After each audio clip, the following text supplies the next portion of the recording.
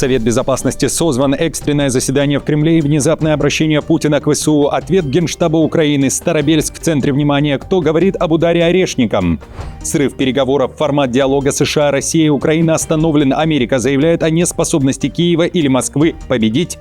Силы НАТО ушли под землю. Лондон отрабатывает удары по российским целям на случай войны. Штаб развернут в метро. Детали. Венгрия готова к аресту Путина и Нетаньяху. Внезапное решение преемника Орбана и удар для Украины. К нему постучались. Обыски у президента. Что ищут в резиденции главы государства? Новый скандал. Военные вышли на протесты в столице. Массовые аресты в Москве. Россия отменяет Армению, а Евросоюз избавляется от проблемных приезжих. Кого готовы вернуть в Украину? Об этом и не только. Досмотрите. Друзья, всем привет! Это «Время Прядку». Коротко, четко и по делу о том, о чем говорят в мире. 23 мая на календаре. Спасибо за поддержку. И я начинаю. Венгрия готова к аресту Путина и Нетаньяху. Новое правительство Петера Мадьяра собирается выполнять требования Международного уголовного суда, который ранее и выдал ордеры на арест Путина и премьера Израиля. Новый премьер-министр Венгрии заявил, что Будапешт официально отзывает намерение его страны выйти из МУС. Эта процедура была запущена Виктором Орбаном. Помимо этого, Мадьяр заявил, что страна запрещает импорт сельскохозяйственной продукции из Украины. Напомню, Венгрия совсем недавно сняла этот запрет, но теперь дала заднюю, назвав произошедшее законодательной ошибкой. Под запретом остаются около 20 категорий украинских товаров. Главный страх украинцев не война, а нищета их детей, как следствие войны. По данным социсследования компании «Рейтинг», 88% украинцев переживают, что их дети могут оказаться в бедности, причем 74% опрошенных очень сильно обеспокоены этим вопросом. В тройку главных тревог жителей Украины также вошли качество образования и общая бедность в стране. Социологи отмечают, в среднем по ЕС очень беспокоится о детской бедности всего 40% людей. Украина живет в постоянном страхе, что война оставит целое поколение детей в нищете. Украинцы значительно интенсивнее, чем в среднем граждане ЕС, переживают по поводу бедности, качества образования и старения населения. Зато украинцы несколько меньше переживают по поводу расколов в политике и изменений климата, чем в среднем в ЕС.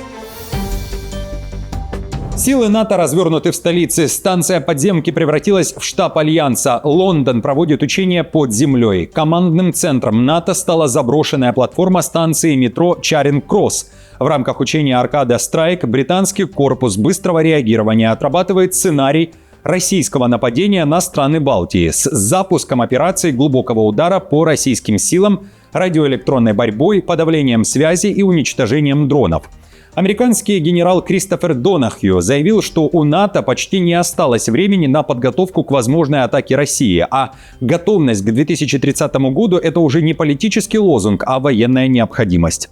Британские генералы прямо признают, у России есть преимущество, она может первой сосредоточить ударную мощь и начать атаку. Поэтому ответ НАТО – это концепция разведка-удар, когда противника находят и уничтожают еще на подходе.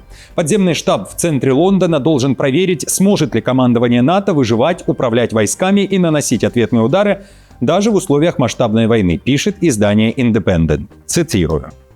Одновременно британские и другие силы НАТО участвовали в других учениях, операции «Весенний шторм» в Эстонии, в рамках подготовки к отражению российского вторжения в страны Балтии.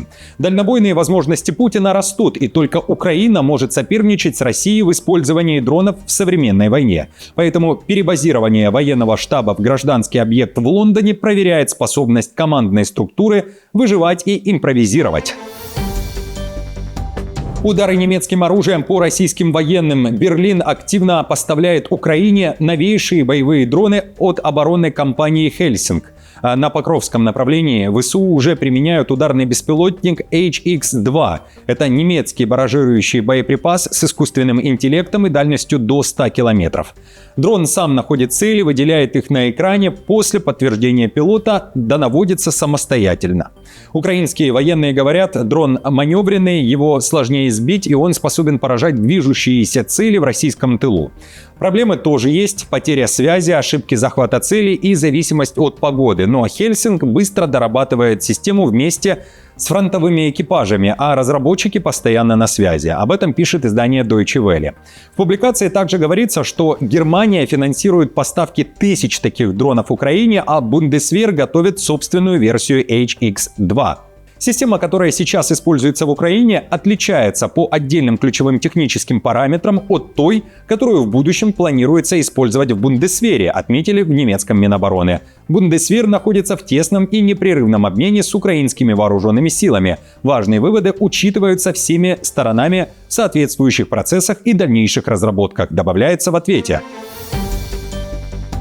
Путин созвал экстренное заседание Совбеза России, а Россия еще и заседание Совбеза ООН. Причина – удар ВСУ по Старобельску.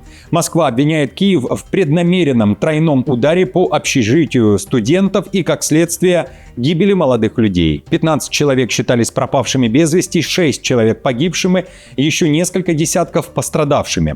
Путин отрицает наличие военных объектов рядом с общежитием и утверждает, что удар не мог быть случайным или результатом работы российской ПВО или РЭП. Событие назвал терактом и впервые за долгое время обратился к ВСУ. Еще раз подтверждает террористический характер киевского режима. Еще раз хочу в этой связи, я уже делал это, обратиться к военнослужащим Вооруженных сил Украины. Не выполняйте преступных приказов нелегитимной, проворовавшейся хунты. Иначе вы сами становитесь соучастниками этих преступлений. В Украине назвали заявление Путина манипуляцией. Генштаб ВСУ утверждает, что бьет только по военной инфраструктуре или же объектам, которые использовались в военных целях России. Дальше официальная версия удара. Так, в ночь на 22 мая 2026 года был поражен ряд объектов российского агрессора, среди которых нефтеперерабатывающий завод, склады боеприпасов, средства ПВО, пункты управления и живая сила противника, в том числе один из штабов подразделения «Рубикон» в районе города Старобельск.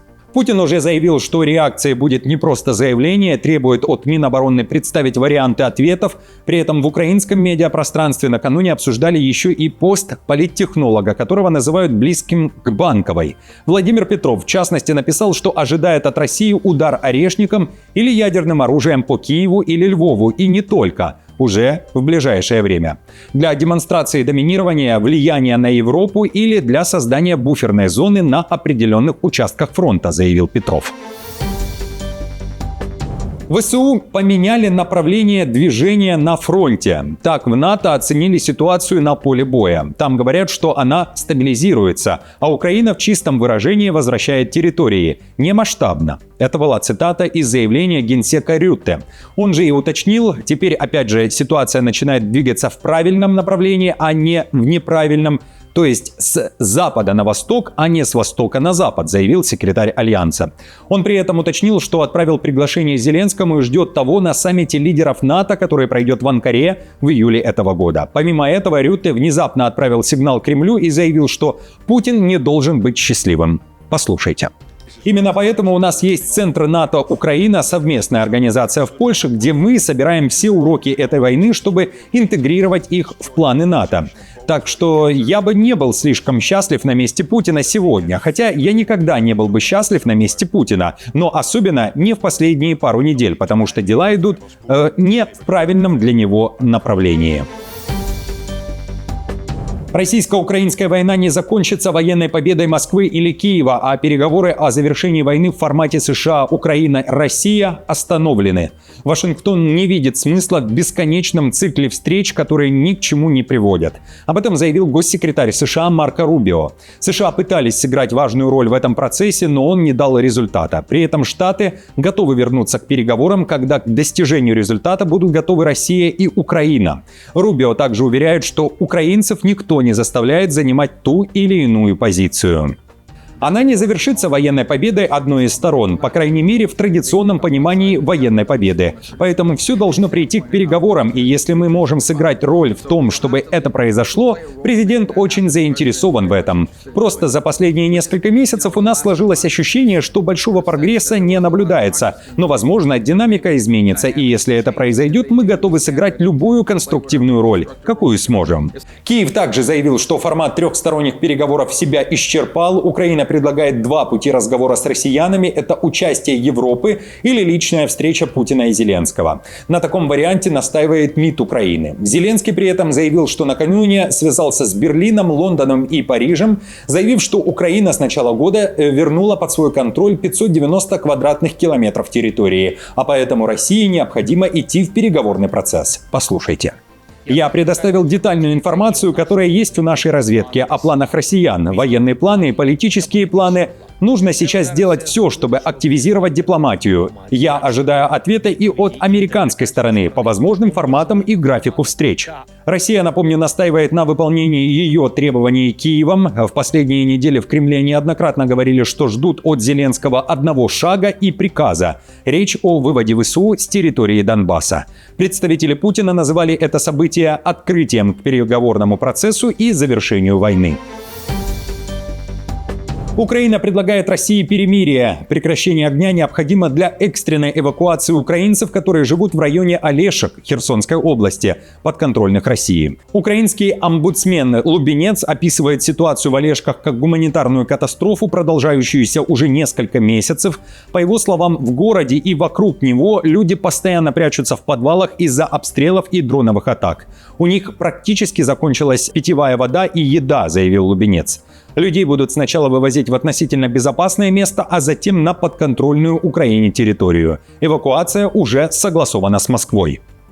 Речь идет об эвакуации около 6 тысяч граждан Украины. В том числе, по нашей информации, там находятся 200 украинских детей. По состоянию на сегодняшний день технически мы обсудили все вопросы. Мы ждем дату от российской стороны, когда будет запущен процесс остановки огня и начнется физическая эвакуация.